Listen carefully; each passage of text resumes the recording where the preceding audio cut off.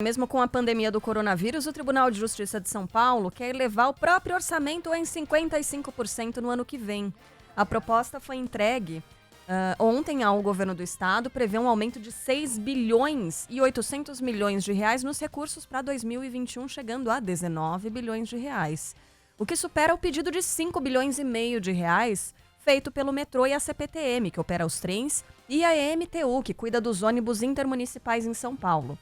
A alegação é de que o aumento é necessário para bancar salários de magistrados e demais servidores, além de outras despesas com o pessoal.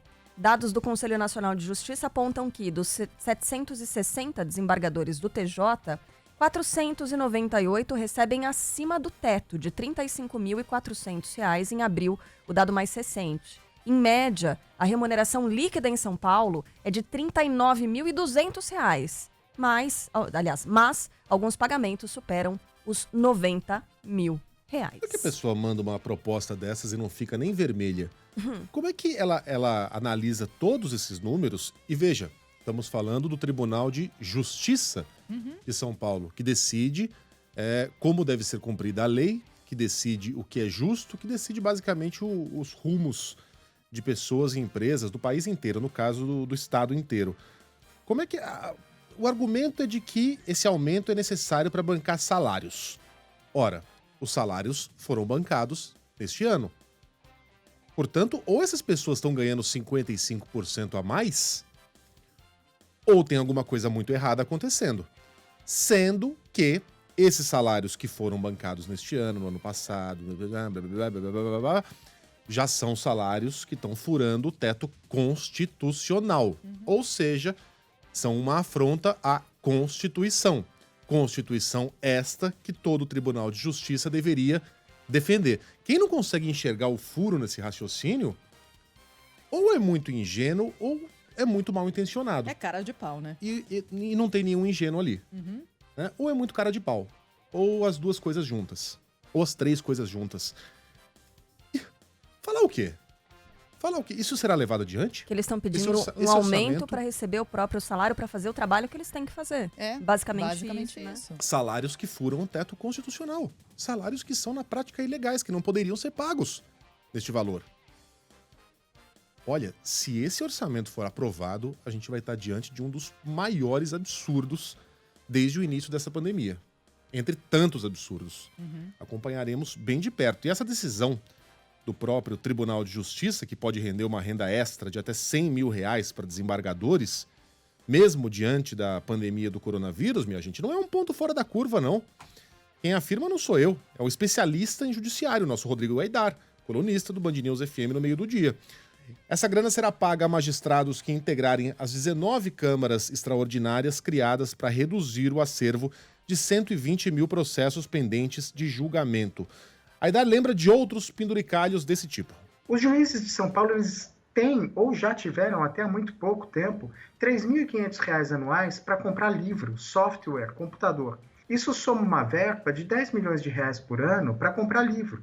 Acabaram com o auxílio moradia indiscriminado para todos os juízes, depois de muita grita, há 2 anos. E aí, por coincidência, o CNJ foi lá e decidiu regulamentar um auxílio saúde que pode dar um reembolso para os juízes de até R$ 3 mil mensais.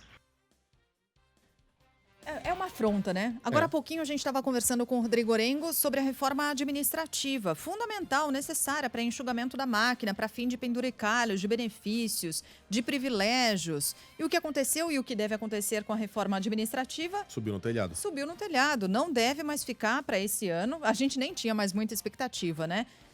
Quiçá ficará para o ano que vem.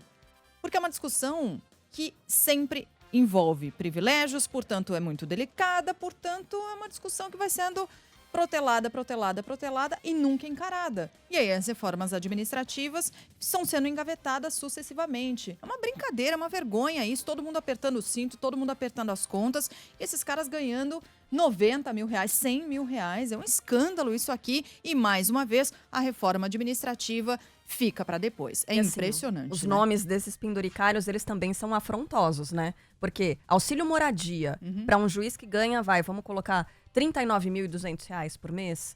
E a pessoa, o trabalhador, que ganha um salário mínimo, 2, que ganhe 5 salários mínimos, 5 mil reais por mês, 5 mil e alguma coisa.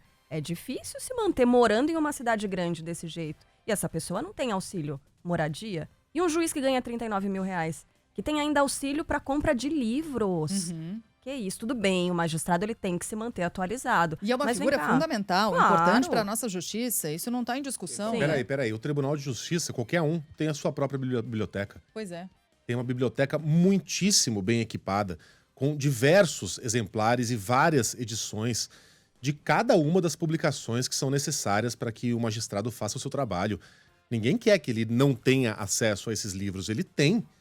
Ele não precisa ter uma verba especial e individual para que ele compre os próprios livros, sendo que esses livros podem ser compartilhados. Quanto ao auxílio moradia, mas o juiz pode ser transferido para outro. Olha, 39 mil reais, meu amigo. Você aluga um belíssimo apartamento qualquer lugar do usando Brasil. 15% desse dinheiro. Supondo que o cara ganhe só 39 mil reais, porque não ganha. Ganha muito mais que isso em qualquer lugar do Brasil. Se o cara for morar numa capital distante do eixo sul-sudeste, ele aluga um tremendo apartamento, uma tremenda de uma casa com 10% desse valor. E se não quiser, tem quem queira. Tem muita gente capacitada aí aceitando esse tipo de acordo. Né? Tem outros empregos. Para quem achar que é um absurdo você ter que usar do seu salário de 39 mil reais para alugar um apartamento. Tá cheio de ocupação por aí. E aí, ó, outros profissionais já escrevendo. O médico também precisa se manter atualizado e compra os livros com o próprio dinheiro. Perfeito. Vou chamar aqui a nossa audiência entre os professores, né? Você, professor, também precisa se manter atualizado e muito, né? Tem auxílio livro? Tem pro auxílio professor? para comprar A livro? Eu não gente, sei, a de gente não repente precisa tem. se manter atualizado? Sim. Para trazer informação aqui para o nosso ouvinte? Recebemos auxílio livre? É claro que não. Nem tem que receber, Nem tem né? que receber, não tem nenhum cabimento. É. Agora, Ora. esse negócio do auxílio moradia, você tocou num ponto super importante, porque a gente fala de parlamentares também que recebem esse auxílio moradia, senadores.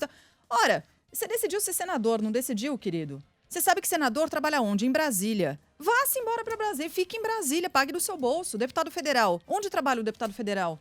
Em Brasília. Decidiu se candidatar? Você escolheu esse caminho.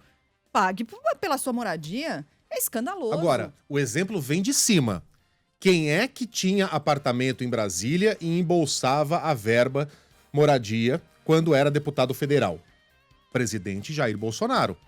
Reportagem da Camila Matoso, da Folha de São Paulo.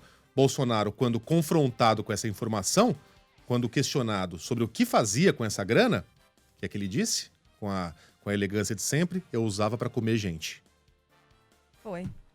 Então, se o exemplo lá do alto é esse, o que a gente pode Tá esperar? bom. Pra gente não colocar nessa linha, vocês estão defendendo um lado e não o outro.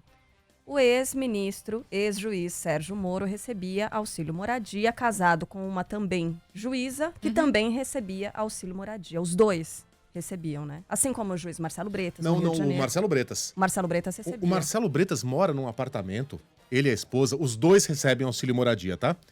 E O Moro não? O Moro não. A mulher é do Moro advogada. Advogada, É o obrigada, Marcelo tá bom. Bretas. Os dois recebem auxílio moradia. Procurem aí no Google, Marcelo Bretas, apartamento Rio de Janeiro. Ele mora num daqueles apartamentos de capa de revista, com vista pro Morro da Urca, de frente pro mar. Um daqueles apartamentos que custam alguns milhões de reais.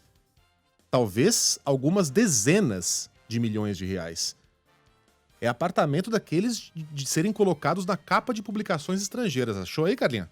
Eu não, achei do Bretas sim. Do Moro, Janelão. desculpa, o Moro, a mulher dele é advogada. Isso. Ele recebia desde 2014, recebia quase 5 mil reais, mesmo tendo um imóvel próprio localizado a 3 quilômetros do local onde trabalhava em Curitiba. Então o ex-juiz Sérgio Moro recebia. E esse apartamento luxuoso de Marcelo Bretas, imagina que vista maravilhosa. Aham. Que luxo, Ele tem que luxo. esse apartamento, tá quitado, é dele, e mesmo assim ele e a esposa embolsam essa grana do auxílio moradia.